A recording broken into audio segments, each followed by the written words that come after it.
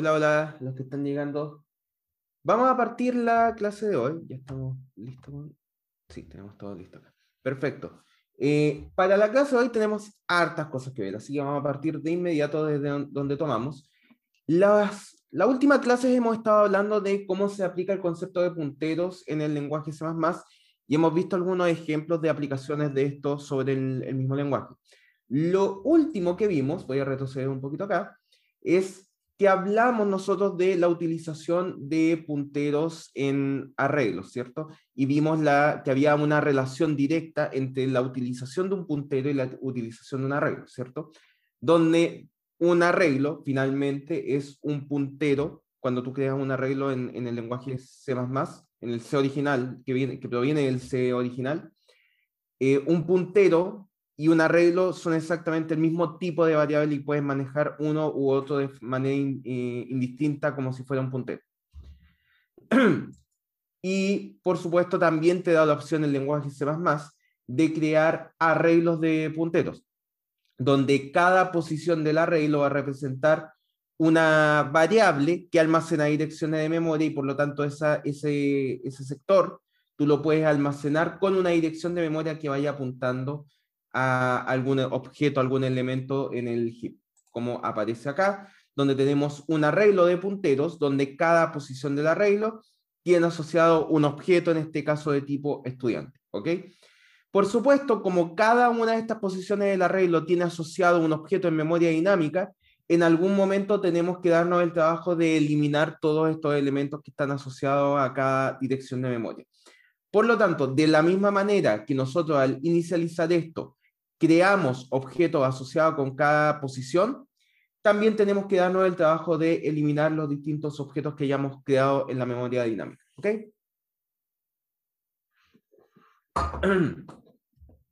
Como dice acá, cuando queremos crear un arreglo en el heap, que es distinto al concepto que vimos anteriormente, en este caso tenemos que utilizar la notación que aparece acá. Esta notación va acompañada de la siguiente manera. Tenemos un puntero del tipo que tú quieres que sean los elementos que van a estar en tu memoria dinámica, y ese puntero tú lo puedes asignar a través del operador new con un conjunto de elementos que tú vas a guardar en la memoria dinámica. En este caso, new double con tamaño 10, que esa es la notación que se indica acá, lo que va a hacer es solicitar en memoria dinámica 10 espacios de memoria de tamaño double, y eso es lo que va a asignarse como dirección de memoria a este puntero.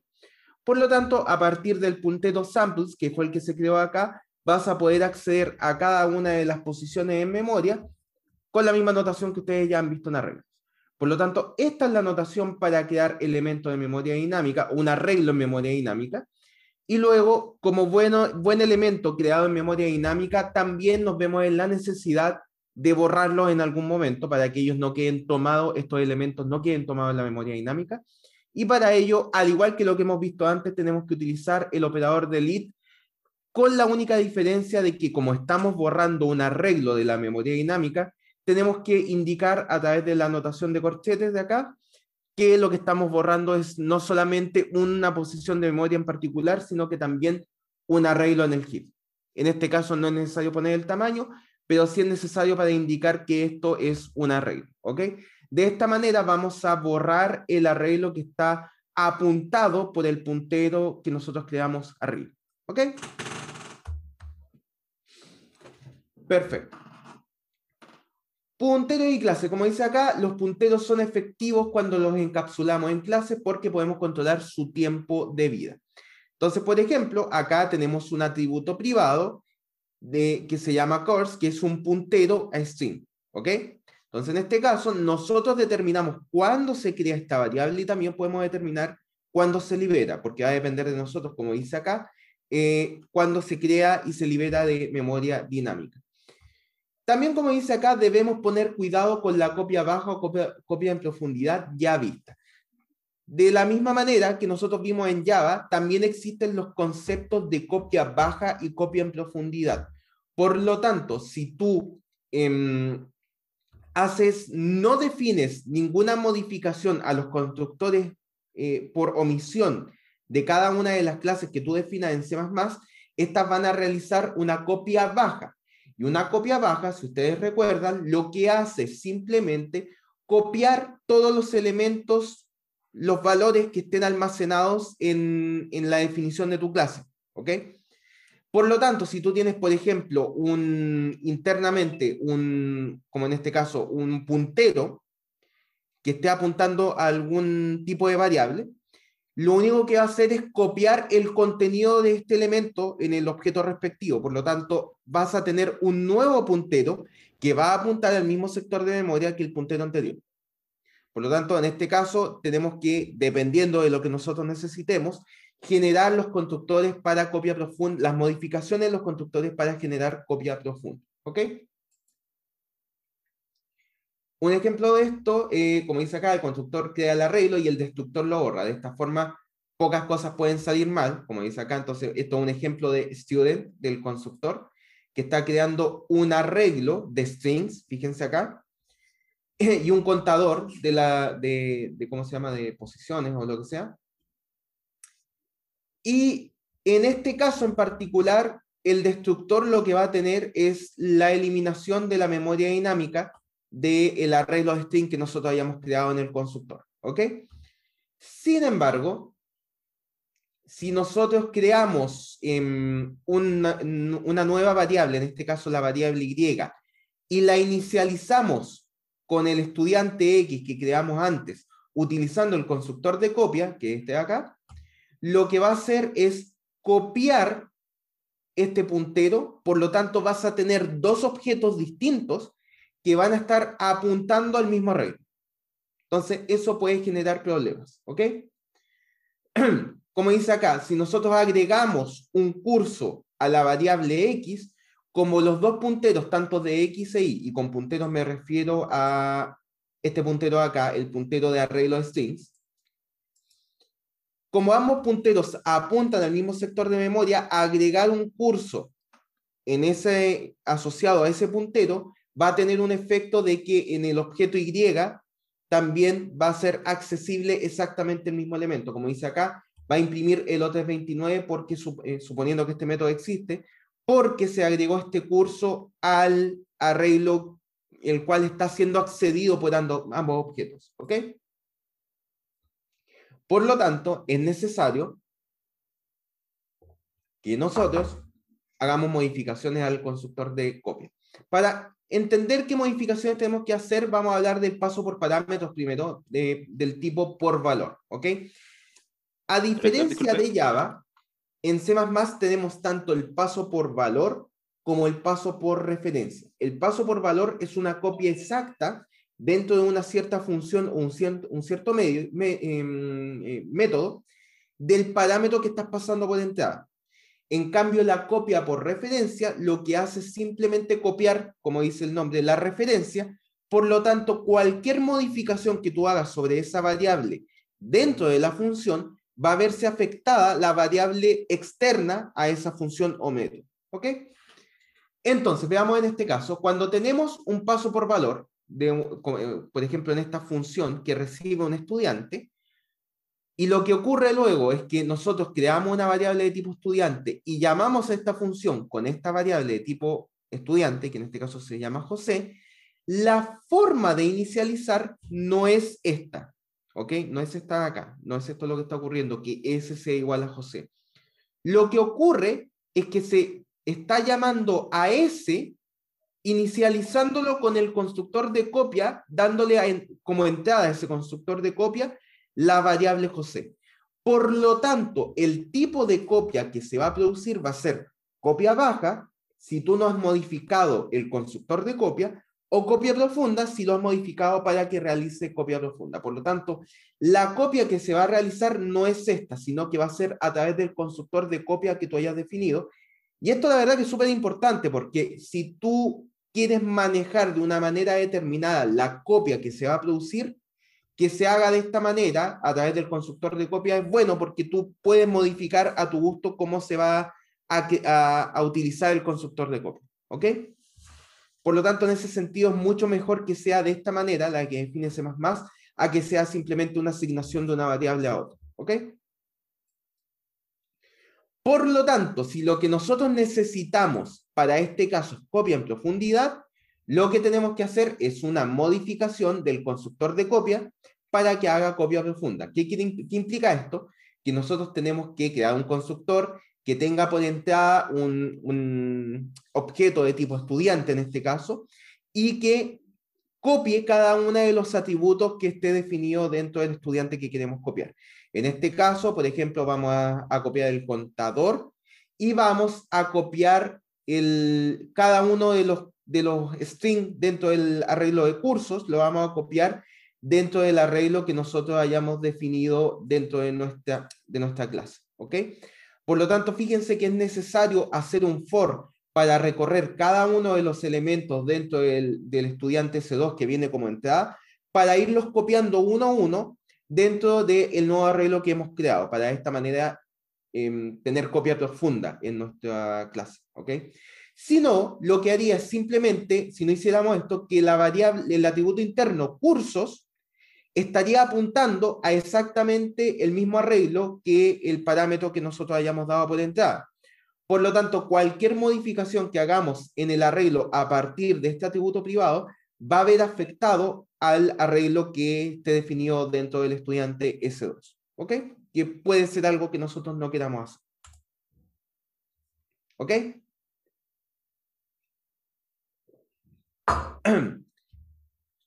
En C++ existe el concepto de sobrecarga de operadores. Lo vamos a ver más adelante con mucho más detalle. Pero en cuanto a las copias que nosotros podemos realizar, igual es importante entender algunas cosas de este operador. La idea es la siguiente, miren.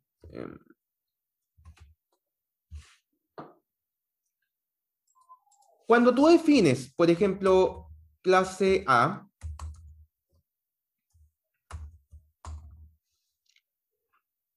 y tienes, por ejemplo, un objeto A1, y luego tienes un objeto A2 perteneciente a la misma clase.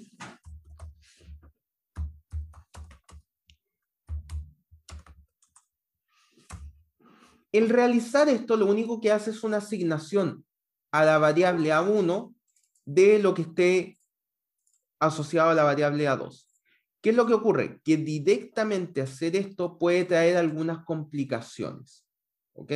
No es lo mismo, a ver, por ejemplo, que tú tengas una variable de tipo entero x e y, ¿cierto? Y tú digas y vale 0, por lo tanto x igual a y es igual a 0. En ese caso, esto es claro que es lo que está ocurriendo. Sin embargo, nosotros podemos necesitar algún comportamiento distinto cuando nosotros hacemos la asignación, porque cada clase es un mundo, cada objeto que tú creas a partir de una clase es un mundo. O sea, por ejemplo, voy a ponerle otro ejemplo en particular. Imagínense que ustedes crean la clase vectores, ¿ya? Entonces la clase vector va a tener, qué sé yo, atributos públicos, dos flotantes X e Y, ¿ok? Entre otras cosas. Si tú quisieras hacer vector B1, B2, y por acá lo defines cuáles son los valores de los atributos internos, etc. ¿Ya? Si tú escribes B1 más B2, esto de acá, si tú lo quisieras proponer de esta manera en Java, no tendría ningún sentido. Tú en Java lo que tendrías que hacer es algo así como B1 y crear un atributo interno que se llame add para poder sumar el vector. Y el resultado de eso poder, por ejemplo, asignarlo a B1, ¿cierto? Para eso tú tienes que crear un método interno dentro de la variable B, o sea, dentro de la clase vector para que la suma tenga sentido. En C++ se estila a que para algunas operaciones tú puedes sobrecargar los operadores que ya existen en C++ para darles más funcionalidades, ¿ya? Entonces, por ejemplo, tú haciendo una sobrecarga del operador de suma, tú podías perfectamente escribir una sentencia como esta, es decir, B1 más B2, y que tenga sentido. ¿Qué es lo que haría en este caso? por supuesto, debería tener un comportamiento como el de suma de vectores, ¿cierto? Es decir, que al poner esta sentencia debería ir sumando cada una de las componentes X de estos vectores, cada una de las componentes Y de estos vectores, y eso es lo que retorna, ¿cierto? Un objeto que tenga la suma de ambas componentes, y luego eso es lo que tú puedes asignar en alguna variable, ¿ok? Para tener este comportamiento o cualquier otro comportamiento en algún operador que tú quieras modificar el comportamiento, porque fíjense acá, nosotros lo que vamos a hacer es modificar el comportamiento, por ejemplo, de la suma, porque la suma no permite sumar la clase vector que tú estás creando. Lo mismo para el operador de asignación. Lo que debemos hacer es sobrecargar el operador de asignación para que ocurra el comportamiento que nosotros esperamos. Si nosotros en este caso no hacemos ninguna modificación, lo que va a ocurrir es una copia literal de lo que hay en A2 en A1, por lo tanto esto va a producir copia baja. Si nosotros queremos que a través del operador asignación se produzca copia profunda, tenemos que sobrecargar, es decir, extender las funcionalidades del operador de asignación para que se puedan realizar copia profunda cuando nosotros utilizamos la asignación de un objeto A, por ejemplo, en este caso. Entonces, lo que vamos a hacer acá es sobrecargar el operador de asignación. La sintaxis es la que aparece acá, entonces lo que nosotros hacemos simplemente dentro de la implementación de estudiantes, nosotros vamos a definir un método de clase que se va a llamar operator igual, y eso lo entiende C++ como la sobrecarga del operador de asignación, que va a recibir, de acá en adelante exactamente que el constructor de copia. Recibe un estudiante, el cual se va a copiar, y retorna un estudiante. Por lo tanto, de aquí en adelante lo que tenemos que hacer es tomar los atributos internos del estudiante que viene de entrada, copiarlos en el objeto que estamos creando internamente y retornarlo, ¿ok? Por supuesto, si es que antiguamente existiera algún arreglo, deberíamos borrarlo antes de empezar a modificarlo, que es lo que aparece acá. Pero fuera de eso, es todo exactamente igual que un constructor de copia para generar copia profunda. Si no hacemos este cambio de comportamiento sobre el operador de asignación, se realizará copia baja cuando nosotros hacemos asignación entre dos objetos de la misma clase, ¿ok? Profe, ¿puede dar un ejemplo de aplicación de eso? ¿A qué te refieres con un ejemplo de aplicación? La aplicación de eso es cuando quieres hacer copia profunda. Profe, disculpe, otra duda. Sí, dime. ¿Por qué se borra el arreglo existente? Sí, porque esto viene desde, a ver, esto es más o menos lo mismo que hemos visto desde Java incluso. La sobrecarga del operador de asignación tiene que ir acompañado de una clase. Lo que estamos haciendo acá es sobrecargar el operador de aplicación, perdón, para terminar la explicación anterior, un ejemplo donde sea necesario hacer eso. Cada vez que tú necesites hacer copia profunda, un ejemplo cotidiano. Bueno, acá el tema de los estudiantes, pues si tú tienes, como les dije acá, si tú tienes dos variables, X, Y, en donde cada una tenga un curso, tú quieras que cada una tenga un curso, porque un estudiante tiene cursos, si tú haces una copia de un estudiante de una variable a otra, y tú no haces copia profunda, es el mismo concepto que vimos ya. Si tú no haces copia profunda, al modificar los cursos de uno de los estudiantes, los cursos del otro estudiante se van a ver modificados. Si tú tienes, por ejemplo, ¿qué puede ser? El estudiante Juan, y luego tú tienes, por ejemplo, el estudiante, qué sé yo, no es buen ejemplo la copia cuando hablas de estudiantes. Ya, dejémoslo así. Tienes un estudiante Juan, ¿ok? Y tú quieres crear un nuevo estudiante a partir de ese otro estudiante que creaste, Juan, ¿ok?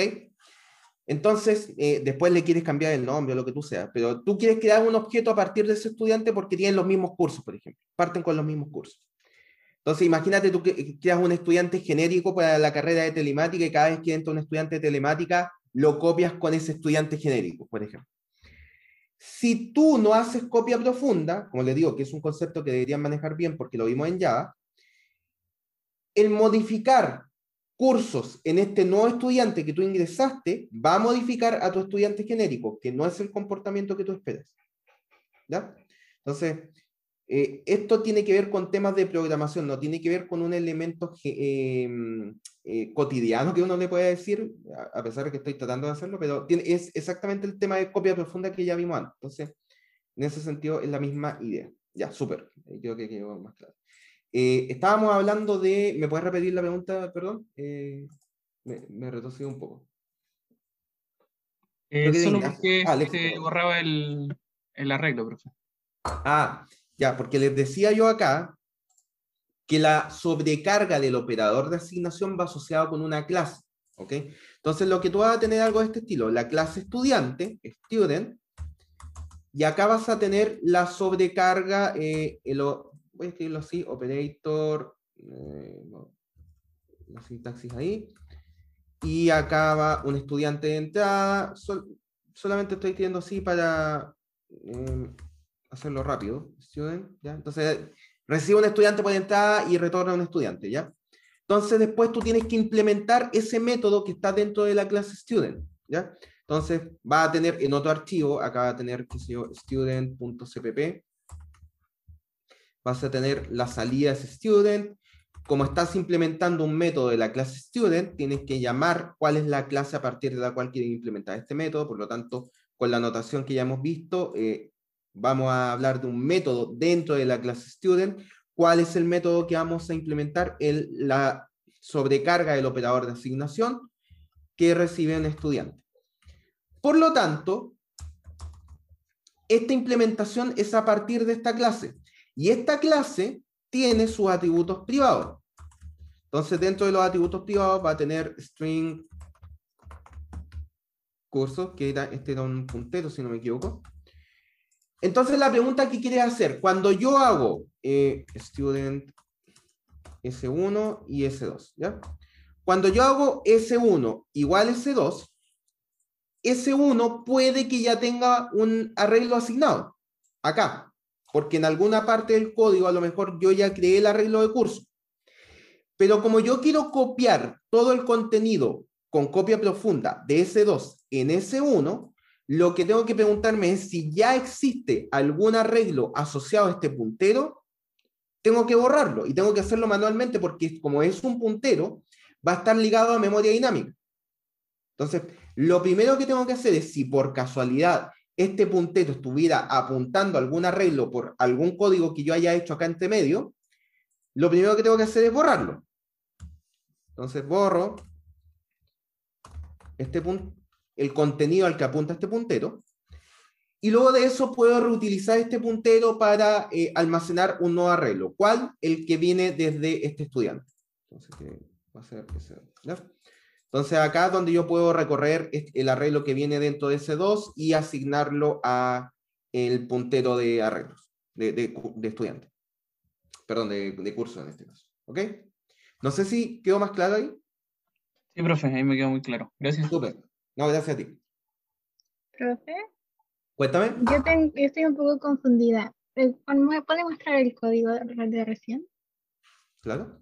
Este. Sí. Es que donde dice student, dos punto operator igual, igual student S2, siempre es así como esa sintaxis. Es la notación, sí. Es la notación que se ocupa para sobrecarga de operadores. ¿Ya? Entonces, piénsalo de esta manera. Estás creando un método de la clase que se llama operator igual.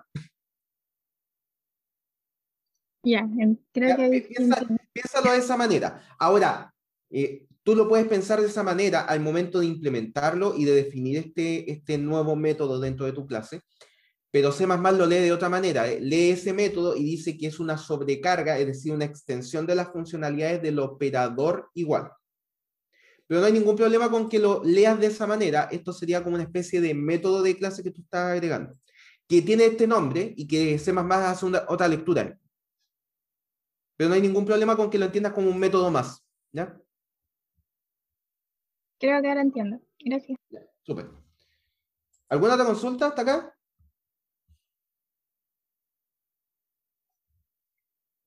Perfecto.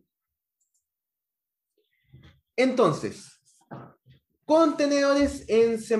Como dice acá, cuando usamos contenedores de C++ como lista y vectores en una clase, no hay problemas con el constructor de copia. Hablamos de contenedores a clases que ya están creadas en el lenguaje C++, en las bibliotecas estándar sobre todo. Vamos a hablar de eso en más detalle. Vamos a hablar de que algunos contenedores, como por ejemplo el que más vamos a utilizar, probablemente va a ser vector, ¿ya? Entonces, por ejemplo, si tú quieres crear un vector de algún objeto o de alguna clase, como por ejemplo en este caso estamos creando un vector de strings, ¿ya? Que se llama cursos, no es necesario hacer ninguna implementación adicional para el constructor de copia porque siempre hacen copia profunda porque están programados así. Así que no es necesario hacer nada adicional en este caso. ¿Ok? ¿Dudas hasta acá? Antes de pasar a la siguiente unidad. Yo, profe, Cuéntame. en la sobrecarga del operator igual, Ujú. cuando está retornando el operador, ¿cierto? Lo que estamos retornando acá, a ver, fíjate, es que tienes que ver acá, acá en esta sintaxis, tienes que ver qué es lo que estamos tratando de hacer. Estamos tratando de sobrecargar este operador de acá, de extender sus funcionalidades. ¿Qué es lo que hace este operador? Toma S2, el objeto S2, y se lo asigna a la variable S1, ¿cierto? Con copia profunda, con lo que tú quieras, pero eso es lo que está haciendo, ¿ok? Por lo tanto, esto sería equivalente a tomo el objeto S2, actualizo el objeto S1 a partir de esto, y una vez que tengo actualizado ese objeto, el S1, lo retorno con this, ¿ok? Para asignárselo a esta variable de acá. ¿Ok? No sé si quedó claro ahí. ¿Sí? Sí, ahí me queda un poco más claro, sí. Sí, Gracias, profe. lo que estoy haciendo es, a ver, cuando tú haces S1 igual S2, tienes un objeto que genera la operación y otro a partir del cual tú generas la operación. Entonces, es claro cuál es cuál, porque S2 es el parámetro de entrada acá y S1 es el que recibe el efecto de la operación. ¿Ok? ¿Y cuál es la función? El igual que estás haciendo acá. Por lo tanto, si tú ves el igual como una operación, como una función, esa operación retorna algo. ¿Ok? Por lo tanto, a S1 yo le voy a asignar el retorno de esa operación. ¿Cuál es el retorno? El objeto actualizado. ¿Sí? Sí, ok, profe. Quedó más Súper. claro. Gracias por la pregunta. ¿Alguna otra pregunta hasta acá?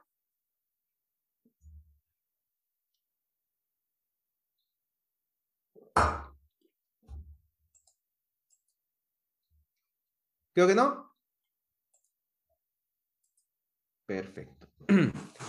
Entonces, miren, nos quedan contenidos de C++, pero en vista y en consideración de que me detuve y me entretuve mucho en la parte de memoria dinámica, haciendo la explicación, vamos a hacer lo siguiente. Yo quiero que empiecen ya a avanzar con todo lo que tiene que ver con la tarea.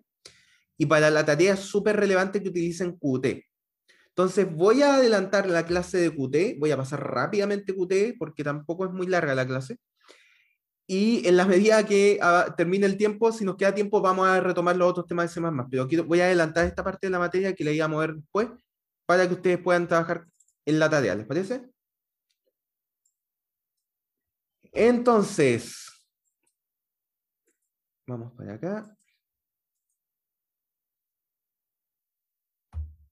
Perfecto. Profe, Entonces, hablando de eso, claro, dime. ¿cuándo se van a subir los códigos de base para la tarea 3? No están aún, ¿cierto? No, aún no están. Vamos a conversarlo el día de hoy, entonces yo después de esta clase tengo la reunión de coordinación, así que ahí vamos a consultar cuándo van a estar los códigos de ayuda, ¿ya? Ya, gracias, profe. Ya, no de qué. Entonces, continuamos ahora con Qt, ¿ok? Pueden haber algunos conceptos que queden poco claros justamente por esta falta de materia. Voy a tratar de explicarlo igual, a pesar de que los vamos a retomar cuando retomemos la parte de C++ puro, ¿ya? Así que vamos a hablar, por supuesto, vamos a dar la típica introducción de qué es Qt, para qué sirve, cómo se usa, se come, etcétera, ¿ya? elementos de Qt, cómo podemos desarrollar en Qt, y además vamos a hablar un poco de QML, que no es algo que vamos a utilizar en este curso, pero sí es bueno que sepan que existe, ¿ya? Entonces, ¿qué es Qt? Como dice acá, Qt realmente se debería pronunciar como Qt, o algo de ese estilo. Esa es la pronunciación oficial, se supone, de este framework. Y como dice acá, es un framework de desarrollo de aplicaciones con múltiples bibliotecas. Una de las grandes desventajas que tenía C++ versus otros lenguajes, como por ejemplo Java, que apareció después, era esta necesidad de que el código que tú ibas a programar iba a estar muy ligado con el sistema en el cual tú lo querías implementar. Entonces, por ejemplo, no es lo mismo tener un ejecutable de C++ desarrollado en Linux que en un sistema Windows o en cualquier otro sistema operativo, si por ejemplo estaba hablando de sistema embebido o lo que sea. Iba muy ligado, muy de la mano con el entorno en el cual tú estás desarrollando, tanto en software como en hardware. Entonces, este framework, que no es más allá que un set de bibliotecas que te permiten y te facilitan la forma de tú programar algunas cosas en C++, lo que provee es básicamente tener una forma fácil de implementar algunas cosas en C++, por ejemplo, el manejo de hilos, aquellos que manejen temas de multiprocesamiento, interfaces gráficas, que es lo que más nos vamos a enfocar acá, y otros elementos que también vamos a mencionar en la medida que vayamos viendo. Pero la verdad que lo que te provee este framework es un set de bibliotecas con funcionalidades adicionales para C++. Entonces, funcionalidades que van desde, por ejemplo, el manejo de interfaces gráficas hasta cómo conectarme fácilmente con Bluetooth, cómo generar gráficos fácilmente, etc. ¿Ok? Entonces, todo esto te lo provee a través del set de biblioteca. ¿Alguien habló? Perdón. Sí, tengo una duda con respecto al manejo de hilos. ¿Te entregaría como una librería para el manejo de hilos? Exactamente. Cada una de las funciones, en términos generales, la mayoría de las funcionalidades que provee Qt las provee a partir de su set de bibliotecas. Entonces, si no me equivoco, la biblioteca, el nombre exacto de la biblioteca que maneja hilos es Qthread. Lo puedo anotar si quieren.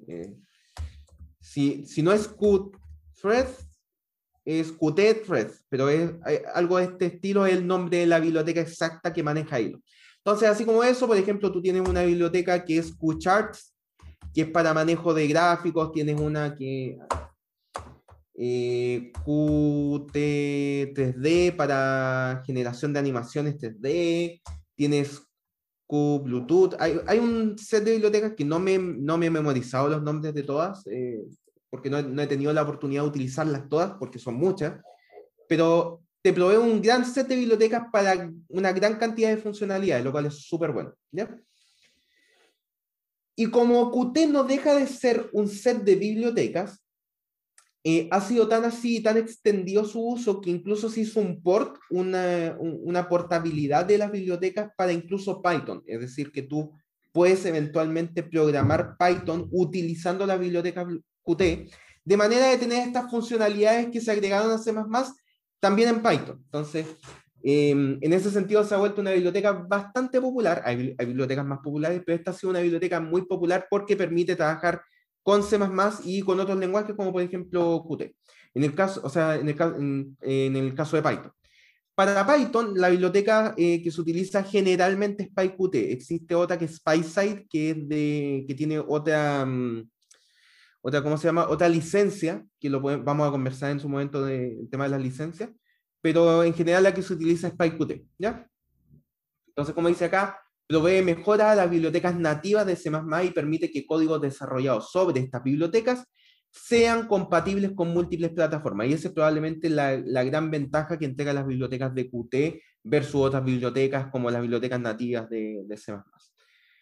Entonces, algunas de las plataformas, por ejemplo, que son compatibles con Qt son Windows, Linux, Unix, macOS, y en el caso de móvil, tú puedes programar con Qt sobre entornos, ¿cómo se llama? Como para iPhone, con iOS.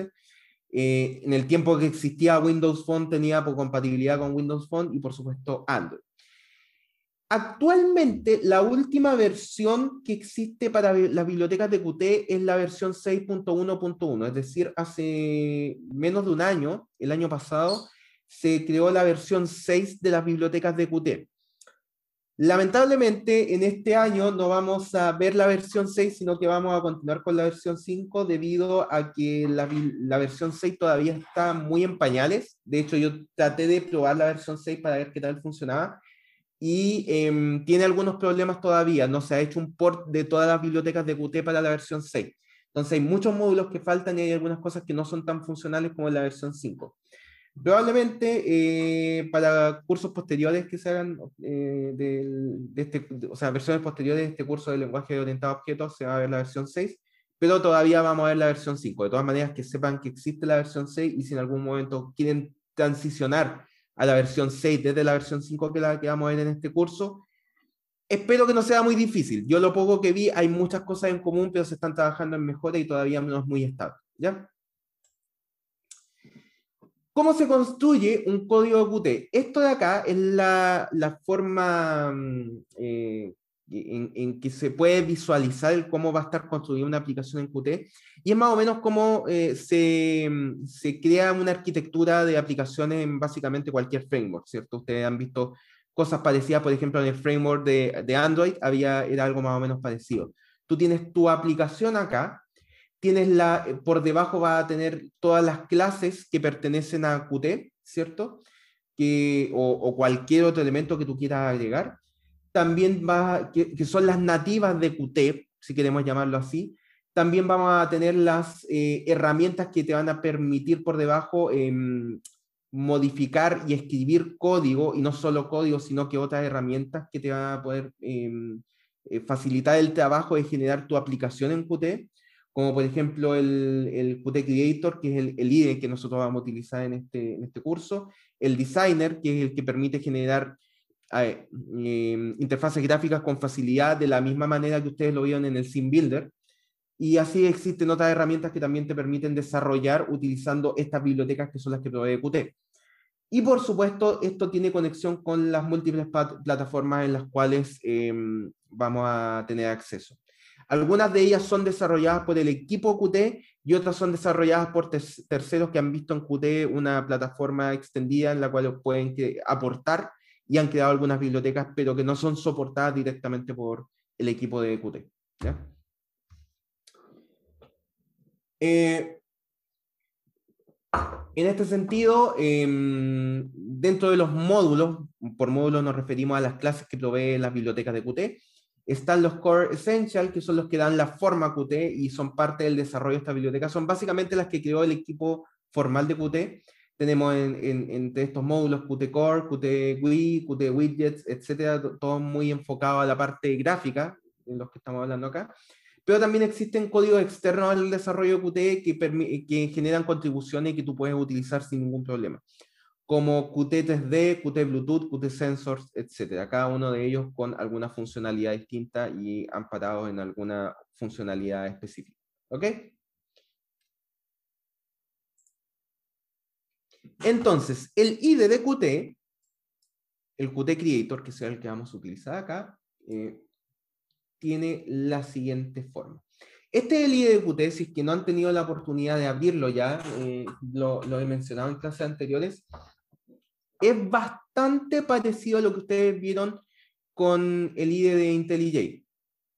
Es decir, por ejemplo, acá vamos a abrir un proyecto que probablemente es que voy a utilizar para ejemplos. Entonces, permítanme acá. Vamos a abrir uno de los proyectos.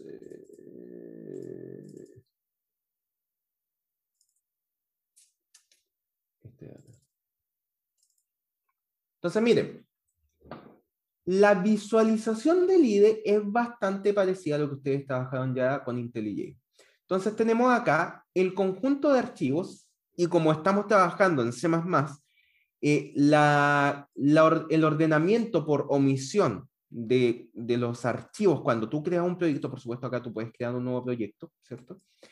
Es dividir los archivos en sus archivos de cabecera y en sus archivos fuentes, en donde estos van a ser los .h, los archivos de cabecera, los puntos fuente van a ser los CPP, donde van a ir las implementaciones de los métodos definidos en las cabeceras de acá. Y adicionalmente vamos a tener una tercera carpeta, que es la carpeta Forms, en donde van a ir las interfaces gráficas que nosotros hayamos generado con el designer. ¿Ok? Vamos a ir viendo cómo utilizamos cada uno de estos archivos, pero esa es básicamente la organización que tenemos dentro de Qt Crédito. Como aparece acá, si nosotros podemos utilizando este IDE, podemos editar código y editar interfaces gráficas, entre otras cosas. Por ejemplo, imagínense que nosotros queremos abrir este archivo, aparece acá cuál es el nombre del archivo que está siendo editado, y acá, por supuesto, podemos escribir el código asociado con este archivo. Lo mismo para los archivos de implementación, tenemos acá el archivo main.cpp y el código asociado. Creo que se ve un poco pequeño. Perfecto. Y para los archivos de formulario que tenemos acá, también tenemos una forma de visualizar estos archivos, y acá tienen algo muy parecido a lo de IntelliJ, nuevamente repito acá, en donde tenemos al lado izquierdo cuáles son los elementos gráficos que podemos agregar. En el lado derecho tenemos una vista de tipo árbol, jerárquica, donde tenemos cuáles son los elementos gráficos y cuál es su relación entre ellos, cómo están conectados unos con otros. Y si pinchamos en alguno de los elementos gráficos, tenemos las características de ese elemento gráfico que podemos ir modificando en cada caso. ¿Ok? Perfecto. Volvamos acá. Entonces, como dice acá, Qt Crédito es un IDE multiplataforma para el desarrollo de programas C++, creado por el equipo de desarrollo Qt, por lo tanto es el recomendado para la escritura de códigos utilizando las bibliotecas Qt. Eso no quita que igual puedes escribir código en C++ o incluso en C puro, pero tienes que hacer las configuraciones respectivas en cada caso. Está orientado principalmente a crear aplicaciones gráficas fácilmente utilizando estas bibliotecas de desarrollo que son las que provee Qt. ¿Ok? Entonces, la composición de Qt tiene estas divisiones. Tenemos acá, por ejemplo, si nos vamos a la parte de edición de interfaces gráficas, tenemos una zona de edición que está acá, la barra de navegación, que es la que nos indica en el caso del editor de interfaces gráficas, esta jerarquía que existe entre los distintos elementos gráficos, la barra de propiedades de elementos, es decir, donde aparecen las propiedades, los atributos de cada uno de los elementos gráficos que nosotros vayamos seleccionando y que queramos modificar, lista de objetos insertables que podemos agregar a nuestra interfaz gráfica, y la edición de herramientas, etcétera, ¿cierto? Y tenemos los menús respectivos de cualquier IDE en la parte superior. Y como dice acá, el editor de texto posee varias funcionalidades como autocompletado, revisión de sintaxis, indentación automática, es decir, algunas de las cosas que ya han visto ustedes en IntelliJ cuando estábamos trabajando en Java. Tenemos además dentro del Qt Crédito el Qt Designer, que es el que aparece acá, que es el que permite trabajar con interfaces gráficas. Y también existen otras funcionalidades como por ejemplo debug para corrección de errores. Permite también conexión con sistemas de versionamiento como por ejemplo Git, SVN y otros sistemas que pueden estar disponibles, entre otras funcionalidades. ¿Ok? Como les dije anteriormente, un proyecto Qt está compuesto por estas carpetas principalmente, que son la carpeta de headers, que es la que va a tener todos los archivos .h, que tiene las definiciones de las clases que vamos a ir utilizando. La carpeta source, que va a tener todos los .cpp, que contienen las implementaciones y funciones que nosotros queramos utilizar en nuestro programa. Y la carpeta form, que es un conjunto de archivos con extensión .ui. Sería el equivalente, estos archivos .ui, a los archivos .fxml que ustedes generaban utilizando SimBuilder, ¿ok?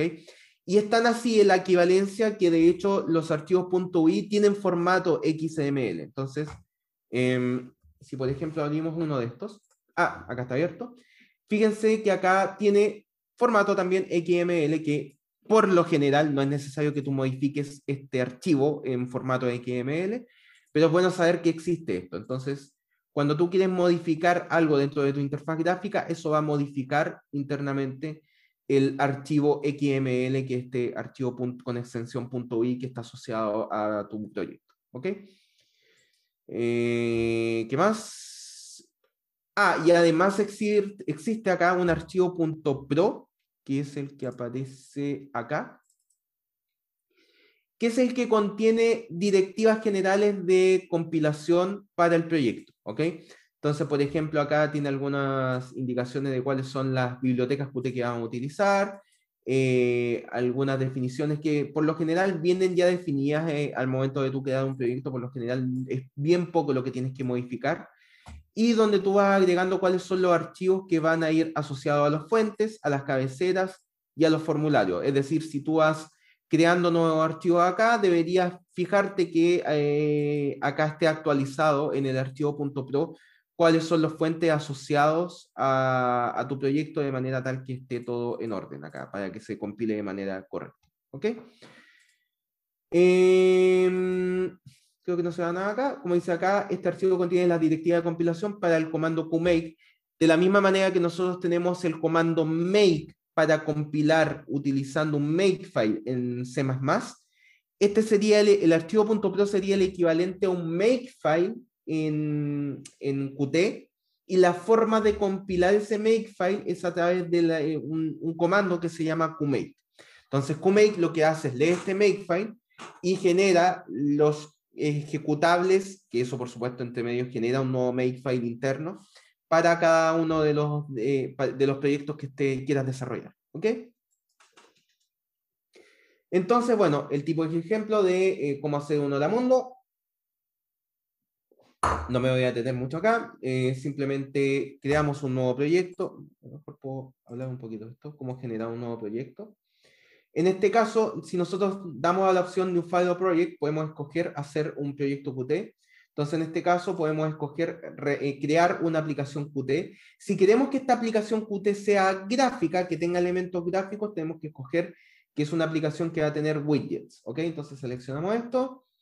Seleccionamos un nombre para el proyecto, que si yo test. No, voy a ponerle hola mundo. Y acá pueden decidir dónde quieren que esté almacenado ese proyecto. Acá lo voy a dejar simplemente en esta parte, en esta carpeta. El sistema de compilación simplemente pueden dejar CMake, pero en este caso vamos a dejar qmake, que es el comando que les acabo de explicar que genera la compilación para Qt. Y acá, como nosotros pusimos que vamos a crear una aplicación gráfica, Qt va a crear de forma automática inmediatamente una clase que va a tener al menos un elemento gráfico. Ese elemento gráfico va a ser tu ventana principal. Para la ventana principal tenemos tres opciones. Tenemos un QDialog, tenemos un QMainWindow y un QWidget. QWidget es la clase ventana principal más general que puedes crear. QMainWindow y QDialog son simplemente clases que heredan de QWidget y que agregan algunas cositas. Por ejemplo, QMainWindow te crea, te viene ya, por ejemplo, con los menús o sea, con la posibilidad de agregar menú en la parte superior, por decir algo. Entonces, agrega simplemente algunos detallitos sobre QWidget. Si tú generas un QWidget, solamente tienes simplemente una ventana sola, entonces tú deberías agregar todos los elementos gráficos de esa ventana que tú necesites. ¿Ok? Entonces, en este caso vamos a crear simplemente un QWidget. Y esto va a generar el nombre de la clase automáticamente y el nombre de los archivos de cabecera y fuente que van a estar asociados con esta clase. Y un archivo .i para que nosotros podamos modificar visualmente esa interfaz. ¿Ok? Entonces, todo esto lo genera automáticamente. Por supuesto, si nosotros marcamos que se genere el form. ¿Ok?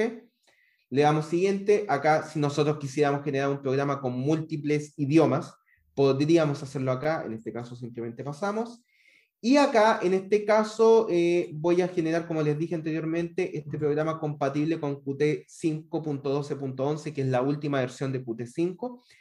Por lo tanto, si ustedes instalaron Qt y les aparece la versión 6, en este caso, lo que deberían hacer, voy a mostrarlo acá. A ver cómo lo hago. Denme un segundo. Vamos a mostrarlo acá. Voy a compartir esta pantalla. Acá deberían tener un programa que es el Maintainer, la herramienta de mantención de Qt. Y si ustedes la abren, bueno, acá me pide mi cuenta de usuario de Qt. Desafortunadamente Qt te exige crear una cuenta.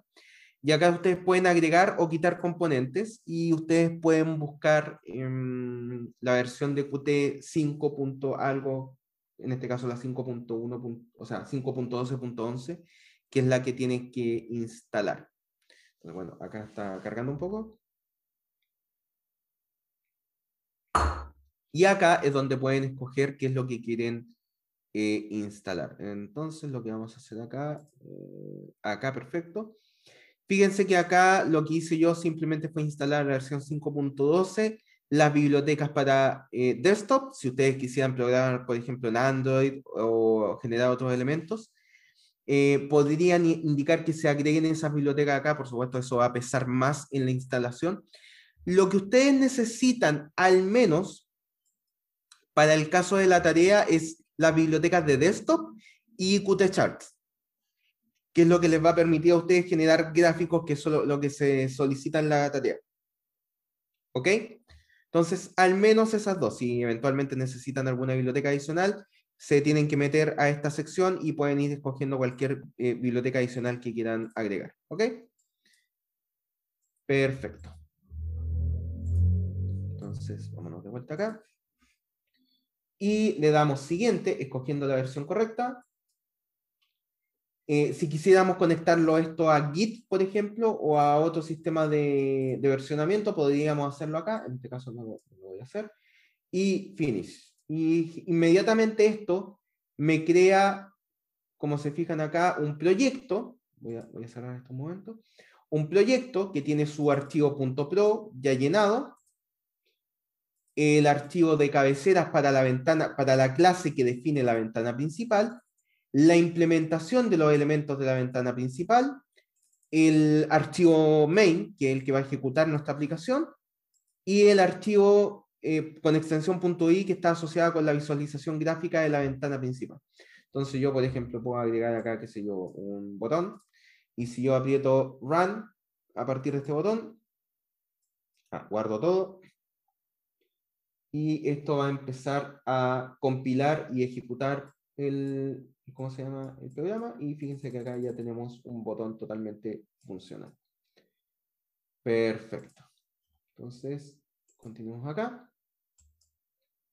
Entonces, bueno, como les dije, esta es la explicación de los archivos básicamente que vienen en un proyecto Qt.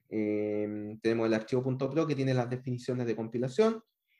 Tenemos los archivos de cabecera, que van a definir definiciones de las clases que vienen dentro de tu proyecto. Luego tenemos las implementaciones de métodos de clases o funciones que tú quieras generar. En este caso, el main.cpp va a tener simplemente la función main, que es la que va a ejecutar tu programa. Y como dice acá, acá me voy a detener un poco. Por ejemplo, para el caso de la creación de una ventana principal, que es la que aparece acá,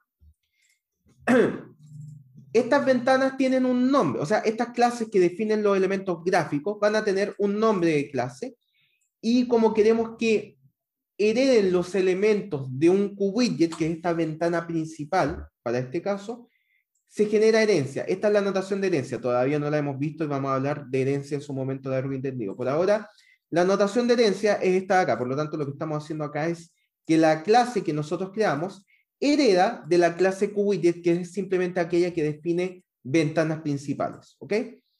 Luego de esto, dentro de la clase tenemos que implementar esta macro que es QObject. Simplemente tienen que poner eso para algunas funcionalidades adicionales que tú puedes crear acá adentro, que tienen que ver básicamente con signal y slots, que es algo que vamos a hablar un poquito más adelante.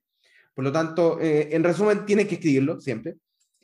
Y luego vienen el constructor, el destructor y los atributos privados, donde acá tenemos un puntero a un widget de manera tal de que nosotros podamos tener acceso a los elementos que están definidos dentro de nuestra ventana, dentro de nuestro punto UI. ¿Ok? Que es más o menos lo que sale acá. ¿Ok? Tenemos simplemente la definición de una clase, que era en este caso de QMainWindow, que es una ventana principal también. Tenemos el constructor, el destructor, el puntero que apunta a la interfaz gráfica, y luego, por supuesto, vamos a tener la implementación de cada una de estas cosas en su respectivo archivo .cpp. ¿Ok? Para ejecutar una aplicación de Qt, a pesar de que esto se genera de manera automática, les puedo mostrar acá, lo que tenemos que hacer es lo siguiente. Creamos una variable de tipo QApplication, es decir, un objeto en este caso, que va a recibir por entrada los argumentos de entrada del main y en cuanto a número y en cuanto a strings, ¿ok? Entonces tenemos los elementos argc y argb, que son los típicos que vienen por entrada en cualquier programa de C++. Por lo tanto, si tienes parámetros de entrada al momento de ejecutar tu programa, los puedes recibir acá. Si no, simplemente esto no va a hacer nada. Y luego con esto tú ya ejecutas la aplicación y lo que tienes que hacer a continuación es crear la ventana principal, mostrarla y ejecutar la aplicación, ¿ok? A partir de la variable QApplication que tú creas, ¿ok? Perfecto. Y fíjense que es lo mismo que aparece acá. Entonces, dentro de la aplicación se crea una instancia de main window. En el caso de nosotros fue un widget, pero en este caso es una ventana principal. La mostramos y se ejecuta la aplicación, ¿ok?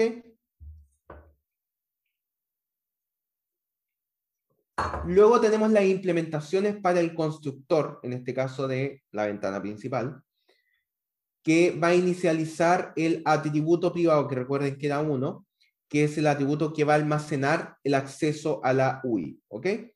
Entonces, esto de acá, lo único que va a hacer es simplemente con una lista de inicialización, va a inicializar el constructor de la clase padre, en este caso, vamos a ver cómo se refleja eso en herencia, cuando veamos herencia, pero lo que está haciendo es llamar al constructor de la clase padre, en este caso, con esta anotación, y luego nosotros estamos inicializando el puntero a la variable UI con una nueva ventana principal, y después de esto nosotros la podemos utilizar. Y esta línea de acá, lo que hace, como dice acá, es le agrega a la ventana principal todos los elementos que se configuraron a través del Qt Designer. Esta línea de acá, justamente lo que está haciendo es que este objeto que nosotros creamos acá, se inicializa con los elementos que nosotros hayamos definido en el Qt Designer, a través de este archivo con extensión .ui. Y el destructor, por supuesto, lo que tienes que hacer es liberar la memoria que esté asignada al puntero, y es lo que ocurre acá con un delete UI, ¿ok? Tenemos también el archivo con extensión .i en formato XML, que como les dije, no es necesario modificarlo utilizando el formato XML, porque lo que se hace es se toma este archivo XML y se transforma en los elementos gráficos que van a aparecer en la ventana principal. ¿Hasta acá hay alguna duda?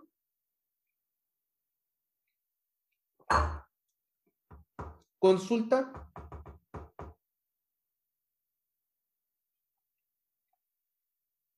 ¿Algo que no haya quedado claro?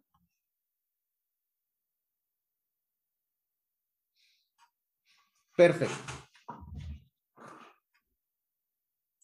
Entonces, continúo. Esta es la idea general cuando tú quieres crear un proyecto de Qt. Básicamente lo que tú tienes que hacer es, te vas acá y para cada una de las ventanas que tú vayas creando, si creas más de una ventana, por supuesto, deberías tener una clase que defina esa ventana. Esa ventana tiene una definición de este estilo. Y luego en la implementación lo que tú deberías hacer es, por supuesto, tener la inicialización del atributo privado puntero a la ventana. Y con este método de acá lo que tú vas a hacer es lo que tú hayas puesto en el archivo con extensión .ui en Qt, lo vas a cargar en la variable de tipo puntero. Por supuesto, acá hay una relación en que el nombre del formulario tiene que ser el mismo que el de la clase que tú estás creando, en este caso es widget, ¿ok? Fuera de esa relación no hay ninguna restricción en qué cosas tú puedes poner acá dentro de tu interfaz gráfica, ¿sí? Perfecto. Ya dijimos que una de las grandes ventajas que proponía Qt era, aparte de agregar funcionalidades generales, como por ejemplo, qué sé yo, bibliotecas que te permitan fácil conexión con base de datos, entre otras cosas, era este tema de que tú lo podías hacer multiplataforma, ¿ok? Sin embargo, hay otra cosa súper importante que agrega Qt dentro de su funcionamiento, y es el concepto de signal y slots, creo que alguien iba a hablar, ¿no? Creo que no. Ok. Y es el concepto de signal y slot. Un signal es un elemento que tú vas a definir dentro de una clase para indicar que un evento ocurrió. Entonces acá con signal y slot lo que vamos a hacer es una especie de manejo por eventos. ¿Okay? De la misma manera que en Java FX nosotros teníamos el manejo por eventos, signal y slot permite algo parecido, pero de una manera mucho más sencilla a mi parecer. ¿Okay? Un signal es algo que tú emites para indicar la ocurrencia de un evento. ¿Ok? Entonces, como dice acá, una señal o una signal es emitida por una clase cuando un evento o un cambio de estado particular ocurre. ¿Ok? Entonces es como que tú lanzas una bengala al cielo cuando ocurre un evento en particular indicando, hey, ocurrió esto, ¿ya? Entonces, muy parecido a lo que nosotros vimos en detección de eventos, en programación basada en eventos, alguien se tiene que hacer cargo de que cuando están dando aviso de que ocurre un evento, alguien tiene que manejar ese evento, ¿ok? Y eso es lo que se llama un slot o una ranura. Y una ranura es simplemente un método de una clase que es llamado en respuesta a esa señal que se emitió, ¿ok? Por lo tanto, vamos nosotros en algún momento a emitir una señal y esa señal va a ser capturada por algún slot que va a hacer algo en base a la señal que se emitió, ¿ok?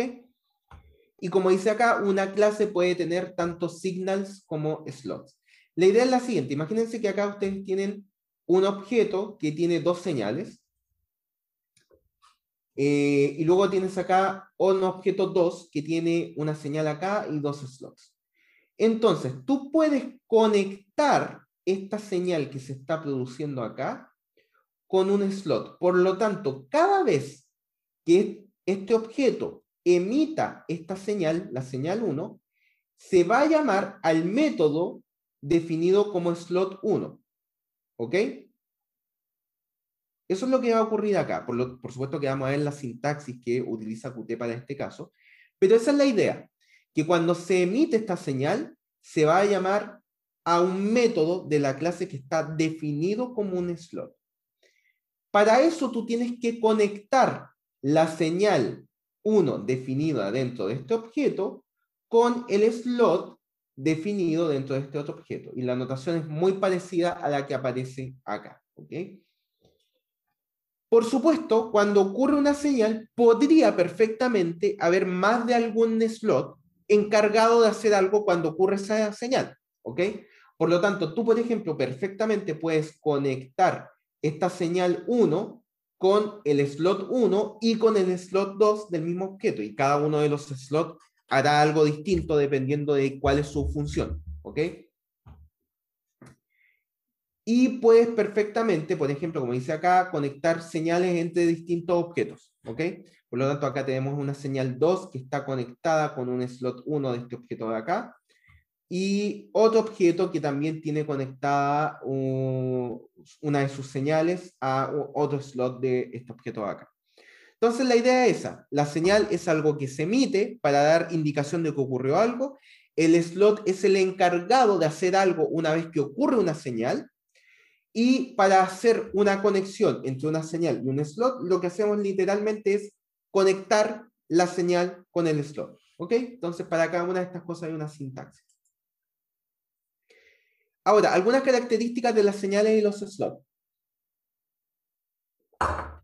Una señal es una función de acceso público, una función miembro, que no debe ser implementada y no retorna valores. Es decir, cuando tú escribes un método como señal, ese método no se implementa y no retorna valores. Solamente se define dentro de la clase que este cierto método es una señal y que está dentro de la clase. Y como dice acá, las señales son emitidas por un objeto cuando su estado cambia. ¿Ok? Mientras que los slots son funciones o métodos que pueden ser llamados normalmente. Entonces, una función o un método en toda regla. ¿Ok? va a tener parámetros de entrada, va a tener parámetros de salida y va a tener una implementación interna. Es decir, no existe ninguna limitación en que tú conectes una señal con un slot o que tú directamente llames al slot como lo harías con cualquier función o cualquier método de clase. ¿Ok? Como dice acá, un slot es llamado cuando la señal o las señales a las que está conectado son emitidas. ¿Ya? Entonces veamos la notación. La notación para esto es para señales las siguientes. Recuerden, una señal es un método que no está implementado y no retorna valores de entrada. O sea, no retorna valores de salida. ¿Ok? Por lo tanto, con esta notación de acá estamos creando un signal, perdón, que se llama value change, que lo único que está haciendo es recibir por entrada un entero, y eso es todo lo que hace. No tiene ninguna implementación. Esto que aparece acá es la signa, ni más ni menos. ¿Ok? En cambio, el slot que aparece acá, este método de la clase, es un método de clase común y corriente que tiene parámetros de entrada y podría tener parámetros de salida. En este caso particular no los tiene, pero podría tenerlos. Y para definir que algo es una señal, existe una etiqueta, igual que nosotros poníamos las etiquetas public y private, existen etiquetas para definir que algo es una señal o un conjunto de cosas es una señal, y tenemos etiquetas para definir qué conjunto de métodos van a ser slots. ¿Ok? Y esto de acá no se ve muy bien. Permítanme acá. Deme un segundo. ¿Hay alguna duda hasta acá? Entonces, esto es en la... por acá. Signal. Esto debería estar...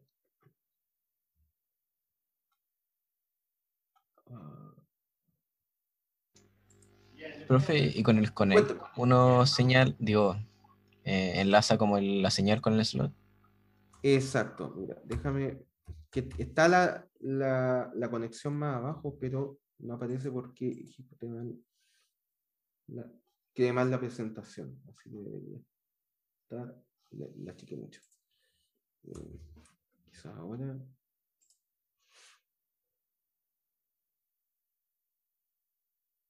Ahí sí. Perfecto. Entonces, mira, esta es la definición de una clase, donde tú tienes definido signal y slot. Y fíjate que acá creamos dos objetos. Objeto A, que pertenece a la clase counter, y objeto B, Profesor, que disculpe, ¿está compartiendo? Ah, claro que no estoy compartiendo. ¿Dónde dejé de Ah. compartir? Ahí sí.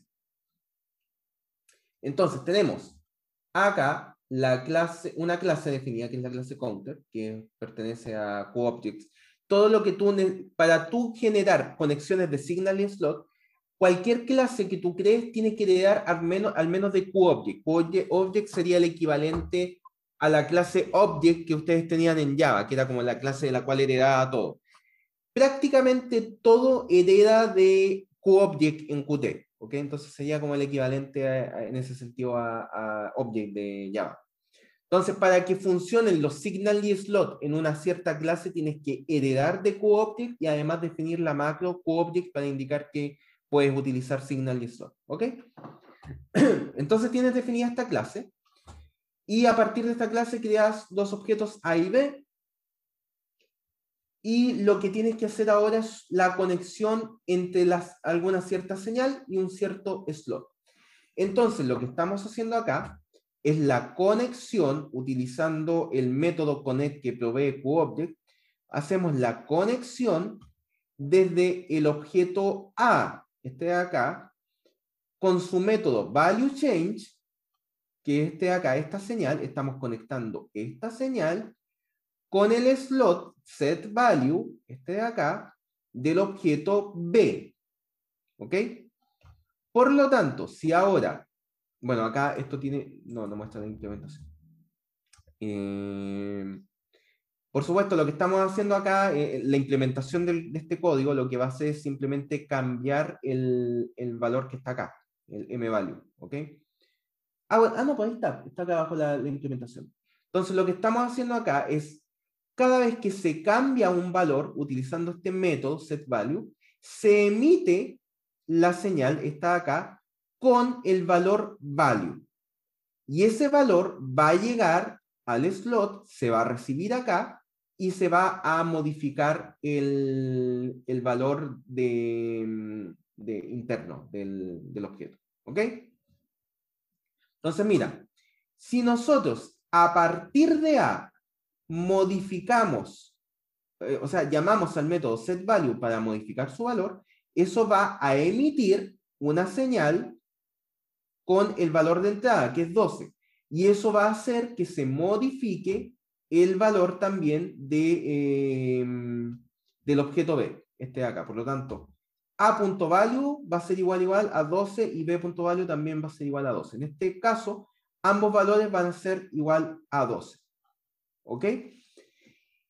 Pero fíjense que la conexión es direccional, es decir, estoy conectando la señal value change definida en el objeto A con el slot setValue definido en el objeto B. No al revés. Por lo tanto, si yo modifico el valor de B utilizando este método, voy a emitir una señal, pero no está conectada con nada de esa señal.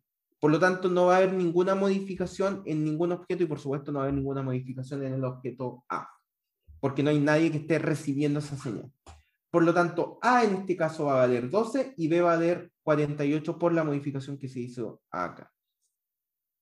Antes de terminar, voy a subir un video, que es el video que se utilizó el año pasado para el ramo de orientado a objetos, que lo que hace es explicar de principio a fin cómo tú puedes crear un proyecto completo en Qt. ¿Ok? Entonces, en ese video se van a explicar detalles en cuanto al funcionamiento del IDE y algunos detalles en cuanto a código de cómo tú tienes que armar el proyecto. ¿Ok? Así que eso va a estar acompañado a la clase que voy a subir yo, una vez terminada la clase, cuando se suba esta clase del día de hoy. También voy a subir a la página del ramo el video que explica el funcionamiento de Qt y de la generación de un proyecto completo. No sé si hay alguna duda final. Sí, pero eso, disculpe, tengo una duda. Tal vez Dime. porque me perdí la clase introductoria de clase en C++, pero ¿dónde termina la definición de la clase en este... ahí? Sí, en este ejemplo en particular, lo que pasa, a ver, esta no es notación correcta, porque fíjense que incluso estoy escribiendo cosas fuera de cualquier función, ¿ya? Entonces, esto está a modo de ejemplo solamente. La idea es la siguiente, acá tú tienes una clase, la clase sí está bien definida, acá tienes la implementación de uno de los métodos, este de acá setValue, el del slot, y este código de acá es simplemente un código de ejemplo para mostrar cómo se hace la conexión. Por supuesto, esta conexión... pero ese debería estar en su propio main. Debería estar en algún lado, sea en un main, sea en el método de alguna clase, en lo que sea, ¿ok? Perfecto. Entonces, pero acá tienes, como te digo, la definición de la clase, esto debería estar en un archivo que es el .h si los has ordenado bien. Luego tienes la implementación de este método de acá, que debería estar en su propio .cpp, y esto debería estar en alguna función o algún método. ¿Sí? Perfecto, gracias. No, gracias a ti por la pregunta. ¿Alguna consulta más? El último, profe, en Dime. el método connect, entonces va como, por lo menos en este caso, los dos. ¿Qué iría dentro de los parámetros? Como que eso. ¿Qué van a hacer? Para los parámetros, mira, es más fácil verlo acá. En los parámetros va el objeto 1 y cuál es la señal que se va a emitir del objeto 1, y luego va el objeto 2 y cuál es el slot al cual tú vas a conectar esa señal en el objeto 2. Ah, ya. Es el orden de los parámetros. Entonces va objeto 1 y cuál es la señal que va a emitir ese objeto. Y luego viene el objeto 2 y cuál es el slot que va a recibir esta señal en el objeto 2. Esos son los parámetros. Esta notación es una de las notaciones posibles. en el video que yo les voy a subir, muestro otra notación posible. Entonces, no se enreden con las notaciones, existen varias, ¿ya? Así que ocupen la que les sea más fácil de entender. Pero siempre los parámetros son los mismos. Objeto 1, señal, objeto 2 es lot, en ese caso. ¿Ya?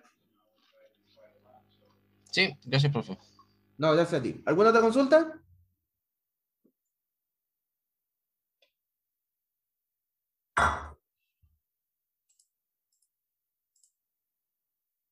Ya, si no hay más consultas, entonces dejamos la clase hasta acá. Como les digo, ya con esto deberían poder empezar a avanzar las cosas de Qt. Apenas terminemos Qt, vamos a retomar lo que tenemos pendientes de C++. ¿Ok? Eso, chicos. Sí, Profe, dime. yo tengo una duda, es que le había mandado un correo respecto al cambio de grupo de tareas. Sí, tengo No un sé montón qué. de correos pendientes. Pero miren, no se preocupen tanto por el tema de los grupos, porque a ver, los casos que no puedo permitir son aquellos que estén creando nuevos grupos por qué sé yo, divisiones. O sea que no puedo permitir que se creen nuevos grupos, pero que grupos que ya están conformados por cualquier motivo disminuyan la cantidad de integrantes, por ejemplo, porque alguien desinscribió el ramo. Esos casos es poco probable que tengan problemas, ¿ya? Pero lo que no puede ocurrir es que a partir de un grupo se creen dos grupos nuevos, por ejemplo. ¿Ya? Ah, ya entiendo. Muchísimas ¿Ya? gracias. Así que tengo un montón de correos pendientes, pero van a ir por ahí las respuestas, ¿ya? Así que para que lo tengan presente. Ah, ya, O sea, estaré esperando entonces. ya. Entonces, si hay algún grupo que, por ejemplo, se quisiera dividir, está en la obligación de ir en busca de esos grupos que han perdido integrantes porque, qué sé yo, se han desinscrito personas y meterse en esos grupos. Es la única posibilidad. Ok, ok, entiendo. Muchísimas gracias, Ya. profe. No, gracias a ti.